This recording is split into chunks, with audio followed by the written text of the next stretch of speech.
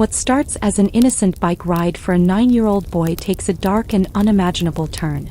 In today's story, we uncover the haunting case of Daniel Handley, a story that reminds us just how fragile innocence can be. Welcome back to Chilling Fireside Stories, where we dive into true crime tales that send shivers down your spine. Before we begin, I want to issue a warning. Today's story involves disturbing details about the tragic loss of a young life. Viewer discretion is strongly advised. As always, I'm here to guide you through another chilling case. So settle in by the fire, and let's uncover the unsettling details of Daniel Handley's tragic story. 9-year-old Daniel Handley from Beckton in East London went missing late in the afternoon on Sunday, October 2, 1994. His mother expected him home by 6, but he never returned. That cold and gloomy Sunday afternoon, Daniel had just come back from earning a few coins at the local supermarket, where he often helped customers load their shopping into cars. Like he always did in his free time, he asked his mother, Maxine, if he could go play at his best friend Alan's house. Unaware of the lurking dangers, Maxine agreed but strictly told him to be back by 6 o'clock. As 6 o'clock came and went, Daniel still hadn't returned. 4 hours passed with no sign of him. Maxine immediately knew something was wrong and started searching for her son. She went door to door asking neighbors and friends, but Daniel was nowhere to be found. Hours turned into days and then weeks with no trace of Daniel. Witnesses claimed to have seen him riding his silver saddle-less bike that night, but the conflicting information received by the police only hindered their investigation. Daniel Handley was born on April 27, 1985, to his parents Maxine and David Handley. A sweet and loving boy, Daniel was 4'2" with short blonde hair and a small ponytail at the back. He was the fourth child among 5 siblings and was described by his mother as someone who would help anyone, very friendly, loved by everyone and had no enemies. He attended North Beckton Cross Primary School and was popular among his peers. Daniel's usual activities included playing along the street with friends or riding his mock-up BMX silver saddle-less bike. To keep himself busy and away from home, he often worked at his local supermarket, helping customers with their trolleys and loading their bags into cars. Neighbors knew him well because he was always out and about, spending more time in other people's houses than his own. Former neighbor Ezra Afzal said, "He was in my house most days. I used to give him food and money. He was a very nice boy. If anyone offered him money, he'd do anything." Audrey Ferguson, who often looked after Maxine's children, added, "He spent most of his time on the street, playing with friends or at the railway and bus stations. He was very friendly and would talk to anyone." Despite his cheerful demeanor, Daniel's home life was far from pleasant. His parents had recently divorced and his father had left a year prior. Maxine had moved the family to Beckton to live with her new boyfriend, Alexander Joseph. Maxine loved her boys but struggled to take care of them. Alex, her new boyfriend, had a history of violence and was abusive, causing Daniel's 2 older brothers to leave home. After waiting for hours, Maxine grew increasingly worried when Daniel still hadn't come home. Accompanied by her boyfriend Alex, she first went to Alan's house, where Daniel's best friend lived. Alan's mother told them that Daniel had left at 5:30 p.m. after his brother came to remind him to be back by 6 o'clock. He was last seen fixing his bike chain around 6:30 p.m. while out walking with a friend along the junctions. The friend reminded Daniel to hurry home so his mother wouldn't worry, and Daniel agreed as he finished fixing his bike. As night fell and hours passed, Maxine grew increasingly anxious, wondering where her son could be. She wasn't perfect, but she loved Daniel deeply and wanted him home safe. Devastated and desperate, Maxine called the police to report her son missing at 10:30 p.m. Following Maxine's report, Detective Superintendent Ed Williams reached out to BBC Crime Watch to publicize Daniel's disappearance, urging anyone with information to come forward. "The longer Daniel remains missing, the greater our concern must be for his safety," he said. On the day of his disappearance, Daniel had been wearing a red boiler suit with the word "racing" stitched on the left pocket, a green jumper underneath and brown boots. The distinctive outfit was bright and attention-grabbing, and they hoped it would lead to useful information about his whereabouts. Law enforcement considered many possibilities. Perhaps Daniel had been followed home by a stranger, or maybe he ran away, or perhaps someone he knew had harmed him. Another grim possibility was that he had been abducted for sinister reasons. Mr. Williams voiced his fears. "My very real fear is that Daniel has been abducted by pedophiles who mean him harm." Days passed with no sign of Daniel, heightening fears for his safety. A big search party of police and residents from Windsor Park Housing Estate searched the streets, warehouses, parks, and abandoned houses in Beckton but found nothing. As time went on, hopes of finding Daniel alive began to dwindle. Determined not to miss any possibility, the police expanded their search to potential locations where Daniel's body might be if the worst had happened. Superintendent Williams launched one of the biggest missing child investigations London had ever seen, deploying 200 officers to search large areas of land and water in East London, with police dogs and helicopters joining the effort. Despite the extensive search, there was no sign of Daniel, dead or alive. Superintendent Williams added, "It would be foolish to dismiss the idea of an abduction. We have serious concerns for his health, especially with the recent cold weather." Posters of Daniel appeared on every corner, and anyone with information was urged to contact the police. With few options left, the police decided to search the family home at Lobelia Close in Beckton and the previous residence in Newark, where Daniel had lived before his parents' divorce. They hoped to find any clue to his whereabouts. During the search on October 7th, just 5 days after his disappearance, they found a hat that a child claimed to have seen Daniel wearing at 7 p.m. that fateful evening. During the investigation, numerous people claimed to have seen Daniel playing along the streets or riding his BMX bike that Sunday afternoon. A boy stated that he saw Daniel wearing a woolly hat around 7 p.m. while riding his bike, the same hat that was later found at the Handley house in Beckton. Daniel's mother's boyfriend Alex and his friend also claimed to have seen Daniel fixing his bike chain at around 6:30 p.m. A girl named Michelle Walsh claimed to have seen him riding his bike in his red boiler suit just after 6:30 p.m. Michelle also mentioned that she found Daniel's bike lying on the floor on Eisenhower Drive, but there was no sign of Daniel. On October 16th, Detective Williams, along with BBC Crime Watch and some police officers and witnesses, reconstructed a video to trace Daniel Handley's last known locations and activities. During the reconstruction, 2 new promising leads emerged. A neighbor informed the police that Maxine had said Daniel had come home that evening on October 2nd. However, Maxine had earlier claimed that Daniel never came home that evening. A month later, on November 3rd, Detective Williams announced on BBC Crime Watch that a Moroccan couple had seen a 4-door Peugeot car parked on Tollgate Road, not far from the junction of Columbine Avenue, around 6:30 p.m. on October 2nd, the day of Daniel's disappearance. They reported seeing a boy matching Daniel's description talking to the car's occupants. The boy was said to be wearing a red boiler suit and was either straddling his bike or leaning forward on the handlebar while talking to the men. One of the men was seen holding a map and standing by the open rear door of the car, while the other was seated in the driver's seat. The couple sensed something was amiss as the car was parked on the wrong side of the road, facing oncoming traffic. They decided to circle back to take another look. When the men noticed the family driving past them again, they quickly thanked the boy on the bike and got back into their car. Seeing this, the family felt reassured that the boy was safe and saw him riding down the road towards his home. However, a few minutes later, the car was seen parked on the other side of the road with no sign of the boy. Despite this new information, much of it remained conflicting. Statements from Alex, Michelle Walsh, and other children about seeing Daniel around the same time, as well as the woolly hat found during the house search, added to the confusion. The more the police considered the possibility that Daniel had been harmed by a close friend or relative, the more likely it seemed, especially given Alex's violent history.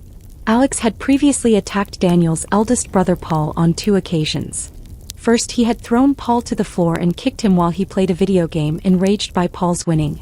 Second, he had threatened to kill Paul and started strangling him when Maxine refused to return his engagement ring during one of their numerous fights. On December 14th, after circumstantial evidence emerged, Detective Superintendent Williams arrested Alex and Maxine. Taken to a North London police station, they were questioned about Daniel's disappearance but denied knowing his whereabouts. Without a body or direct evidence, they couldn't be charged. Alex was later charged with other offenses against children and held in the psychiatric wing of Pentonville Prison. Maxine was also on remand and faced similar charges under the Children's Act. Just when the police thought they were getting closer to finding out what had happened to Daniel, they hit yet another dead end. Following the information from the Moroccan couple, Detective Williams believed that sexual predators could have abducted Daniel. They were now looking for two men in a silver or dark gray car seen parked along Tollgate Road on October 2nd. Several people reported seeing the car that evening, but none had useful information about the occupants or how to find them. The Community Action Trust offered a reward of £5,000 for information leading to the possible abductors of Daniel Handley. Police conducted house-to-house searches, knocking on the doors of all known sexual offenders in their database within 1,000 meters of where Daniel was last seen. Despite their efforts, they found no information that could lead to the men or Daniel's whereabouts. All the predators in the area claimed not to know anything about Daniel's disappearance. The search was then expanded to include those living within 2,000 meters of the area. 2 months had passed since Daniel's disappearance, and the police were still clueless about his whereabouts. No body fitting Daniel's description had been found, and no arrests had been made. On March 25, 1995, in Bradley Stoke, Bristol, a man walking his dog near the edge of the Woodlands Golf Club in Trench Lane made a ghastly discovery. What he initially thought was a small safety helmet for children turned out to be a young child's skull. He immediately called the police to report his find. The police immediately wondered if the remains could be those of the missing boy, Daniel Handley. If this was Daniel's body, it was a very sad event, but it also meant that the investigation in London was almost at a standstill. The remains were so badly destroyed that the forensic department struggled to extract any DNA, making it difficult to link them to Daniel Handley.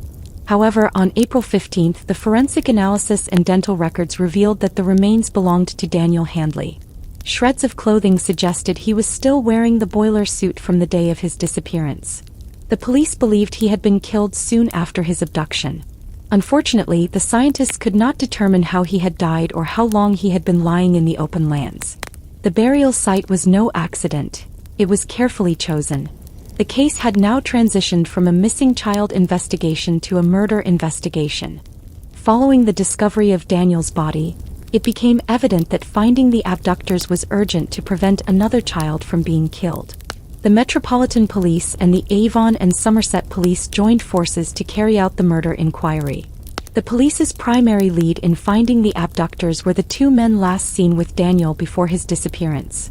On Sunday, April 23rd, the police launched a hunt for the abductors, inquiring from home to home near where Daniel's body was found in Bristol. One day, a woman approached the police officers with information she thought might help. She mentioned men who had abused 6 young boys. One of these men, David Guthridge, had recently opened a shop called Green Fingers at Stoke Gifford for his friend Timothy Moores, with whom he lived in Cook's Close in Bradley Stoke, Bristol. She also informed the police that Timothy Moores was a former taxi driver who drove a Peugeot while working for a taxi company called Guy's Car in London. When the body was found, David Guthridge closed the shop, and Timothy Moores left for the Philippines. David and Timothy also had a mutual friend named Brett Tyler, whose name was flagged. Detective Williams decided to approach Crime Watch again. On May 18th, he appeared on Crime Watch to broadcast the murder of Daniel, stating that the police believed sexual predators had abducted and murdered him. He asked anyone with information on the two men driving the silver or dark gray Peugeot car on Tollgate Road the day of Daniel's disappearance to come forward. The next day, a call came in from a psychiatrist dealing with child sex offenders. He informed the police that his wife had told him about the boy murdered by child sex offenders in East London. He believed he might know who had abducted and murdered the boy.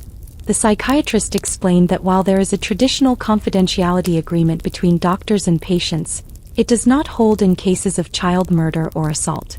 In his statement, the psychiatrist mentioned that David Guthridge, a known child abuser, referred himself to the psychiatrist while trying to stop committing crimes. He was also worried about the harm his close friend Timothy Moores could inflict on people in London, so he referred both Timothy Moores and Brett Tyler to the psychiatrist. At that time, Moores was in prison for child abuse and was due to be released in 1989. However, in 1992, Timothy Moores reached out to the psychiatrist, expressing his interest in young boys and his fear of abusing a child again as his fantasies persisted. The psychiatrist thought Moores was either trying to scare him or make his fantasy feel real by discussing it with another person. He never imagined Moores would try to act on these fantasies. Moores also told the psychiatrist that he and David Guthridge were running a minicab service in London and lived in an apartment above it. He mentioned they also had a place in Bristol. On the same day, a retired prison officer called the helpline, stating that while working in the sex offenders wing, he knew Timothy Moores, who had a sexual fantasy similar to Daniel's murder. During a compulsory group therapy session in prison, Moores described his lifelong fantasy of killing a 9 or 10-year-old blonde-haired boy with blue eyes. This revelation stuck with the prison officer because it was rare for prisoners to talk about intended crimes. The officer also mentioned that Moores shared a cell with David Guthridge and that they had a relationship. However, Moores lost interest in Guthridge when Brett Tyler moved into their wing. With this new information, the police finally had new suspects: Timothy Moores, David Guthridge, and Brett Tyler. They immediately set out to find out everything about these men. Both Guthridge and Moores worked at Guy's Cars in Camberwell. They also had a house in Cook's Close, an estate in Bristol, a few hundred yards from where Daniel's body was found and half a mile from Moore's flower shop, which had been closed after the body was found. The police were keen to arrest these men and question them to find out what had happened to Daniel Handley. At the time, Brett Tyler was still in the Philippines, while David Guthridge and Timothy Moores were in London. Police officers were sent to all their properties simultaneously to search for the suspects. David Guthridge was found in one of the apartments and arrested on suspicion of conspiracy to abduct and murder Daniel Handley. Guthridge denied involvement in the crime but claimed he knew the abductors and had assisted them in fleeing when the body was found. He told the police that his boyfriend Timothy Moores and his friend Brett Tyler were responsible for the abduction and murder of Daniel Handley. Guthridge said he knew this because Moores informed him of the crime when the body was found. He provided the address of Moore's mother's house, where Moores was supposedly staying. A police team was sent to Moore's mother's address, but only Moore's mother was there, and she had no idea where he had gone. They found a finance agreement receipt with the address of the flat above the minicab office where Moores also lived. Timothy Moores was found at his address in Camberwell, South London, and was arrested on suspicion of the abduction and murder of Daniel Handley. Moores asked the arresting officer why it had taken them so long. When asked what he meant, he replied that he had been expecting a visit from them. The police had 36 hours to detain a suspect before they had to charge them or let them go unless they obtained a warrant for further detention. Knowing the evidence against Moores and Guthridge was slender, the police set about questioning the men on their connection to Daniel's disappearance and murder. During questioning, Timothy Moores was hesitant to give any statement about his involvement. Guthridge revealed that Moores first mentioned Daniel's murder after details of the car used in the abduction were released on Crime Watch. Moores had told him that he and Brett were responsible for the boy's disappearance and that the police would be looking for a silver or dark gray car. Guthridge recounted what Timothy had told him about the crime, explaining how Moores and Brett Tyler had met Daniel along the road, spoken to him and later picked him up. Moores had said that Brett was holding a map outside the car and talking to Daniel while he sat in the driver's seat. They had then taken Daniel away. This account gave the police a glimpse of what had happened to Daniel, but with Timothy's hesitancy to collaborate, they feared another dead end. They needed to get a statement from Moores, so the interview teams were changed in hopes he would be more receptive to the new interviewer, DC Chris Byrne. In a breakthrough, Timothy opened up to DC Chris Byrne, confirming that David Guthridge was not involved in the crime. Byrne recalled, "He was very calm when he spoke. It was quite shocking. I didn't want him to see any disgust on my face, so I acted casually to encourage him to keep talking. I tried to appear friendly and sympathetic, and he started talking about it like we were two men discussing a football match over a pint of beer." Timothy revealed that they had sexually assaulted Daniel and then killed him in the car. This was the first concrete evidence that Moores had abducted Daniel. Byrne knew they could test the car forensically to prove that Daniel had been in it, leading to the discovery of strong forensic evidence. However, they still needed evidence to confirm that Moores and Tyler acted together without Guthridge.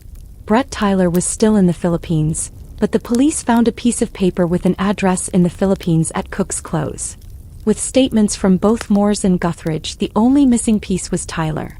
Given the nature of the crime, the police knew they would face a chaotic reaction if the people in the Philippines found out about Tyler's involvement, so the operation had to be conducted quietly.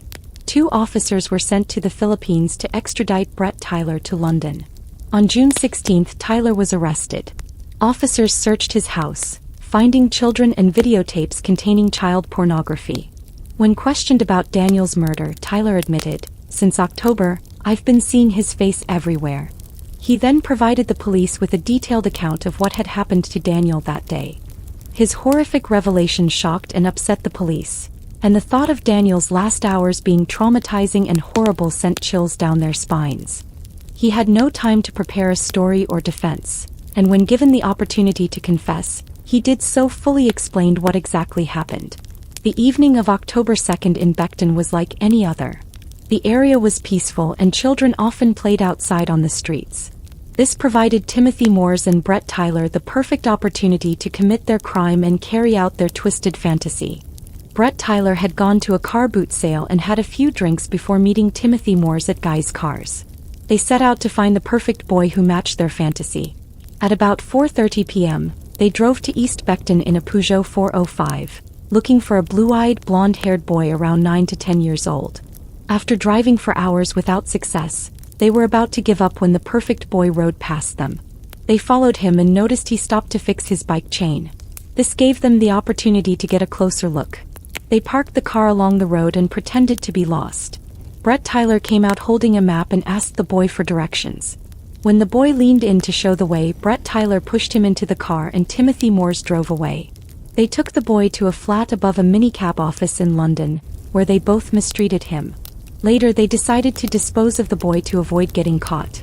They drove to a lay-by near Junction 14 off the M4, where Timothy Moores used a rope to end the boy's life. They then buried his body in a shallow grave at a golf course in Bradley Stoke, near Timothy Moore's house in Bristol. 2 weeks later they returned to bury the body deeper. The police were horrified by the experience Daniel had to endure in his final moments. Determined to seek justice, they charged Timothy Moores, Brett Tyler and David Guthridge with their involvement in this horrific crime. On June 1, 1995, Timothy Moores and Brett Tyler were charged with the murder of Daniel Handley. David Guthridge was charged with aiding and abetting a criminal to escape. On May 16, 1996, at the Old Bailey Court in London, Timothy Moores, Brett Tyler and David Guthridge were charged with the abduction, mistreatment and murder of Daniel Handley. Before the trial began, John Bevan for the prosecution warned the jury, "If this sounds like a description of acts that are callously inhumane and almost beyond belief, that is exactly what this case is about. You will hear evidence about the dark side of human nature and humans' inhumanity to man." As the court was shown a troubling video of Brett Tyler's confession, reliving the murder of 9-year-old Daniel Handley, the jurors were distressed and wept. Mr. Justice Curtis, the trial judge, had to order a short break after several jurors broke down and sobbed. Mr. Bevan, the prosecutor, stated that Daniel was singled out because of his looks, adding that if he had not been blonde he might still be alive. Showing his disgust for their crime, Mr. Justice Curtis, the trial judge, said, "No one in the future can be under any illusion over what a terrible danger you are with your distorted and evil minds. No one is ever likely to know when, if ever, you are safe to go back onto our streets." Moores pleaded guilty, while Tyler retracted his statement, denying the murder but admitting to the assault and abduction. However, the jury found Brett Tyler guilty of abduction, assault and murder in less than an hour. Both were sentenced to life imprisonment, recommended to stay imprisoned forever. Judge Curtis, passing the judgment, said, "You two are evil vultures. No society can tolerate men kidnapping a child off the street. It was inhumane and callous. You are both calculating men, and I don't believe you are truly sorry for what you have done. Because of the nature of the terrible offenses and the very high risk you pose to children, life means life, and I recommend that you serve exactly that." Brett Tyler was also found guilty of abusing other children. In the Philippines, 2 young boys and a 4-year-old girl were found at his house, where they were being abused. David Guthridge was found guilty of aiding and abetting a criminal to escape and admitted to perverting the course of justice. He was sentenced to 30 months imprisonment. Upon seeing her son's killers and hearing about their crimes, Maxine Handley left the courtroom, too upset to talk. She was grateful to the police for finding the killers and for the life imprisonment sentences. Timothy Moore's mother, Iris Moores, revealed that Timothy had been abused as a child in care but condemned his appalling acts. In 2002, Home Secretary David Blunkett decided that child murderers Timothy Moores, Brett Tyler, Howard Hughes, and Roy Whiting should remain in prison until at least 2045, serving a minimum of 50 years each. In November 2011, Timothy Moores applied to the High Court in London for a judge to decide his case. The question of how much longer he should serve brought fresh agony to Daniel's family. Daniel's younger brother, David, launched an online petition opposing any move to release Moores early. David Handley said, "I am doing this for my brother so he can rest in peace and also for other mothers and fathers out there who should not have to go through this situation. Why should two killers be released back onto our streets to hurt another child and torment other families? I will not let this happen and will do everything in my power to win this case." Referring to Timothy Moores and Brett Tyler, David Handley also said, "All I want is for them to remain in prison and leave me and my family alone. We have suffered ever since he was taken in 1994, and we still live the nightmare every day. It's time to put a stop to all the pain and hurt. I feel like he is trying to get a shorter sentence so he can be released, but I will not let this happen ever." Daniel's case left a profound impact on the UK, leading to renewed discussions about child safety and harsher penalties for predatory crimes. His story is a heartbreaking reminder of the vigilance required to protect our children. Thank you for joining me for this sobering story of Daniel Handley. While cases like this are hard to hear, they remind us of the importance of awareness and vigilance. If you found this story impactful, please consider liking this video and subscribing for more true crime stories shared by The Fire. Until next time, stay informed, stay warm, and stay safe.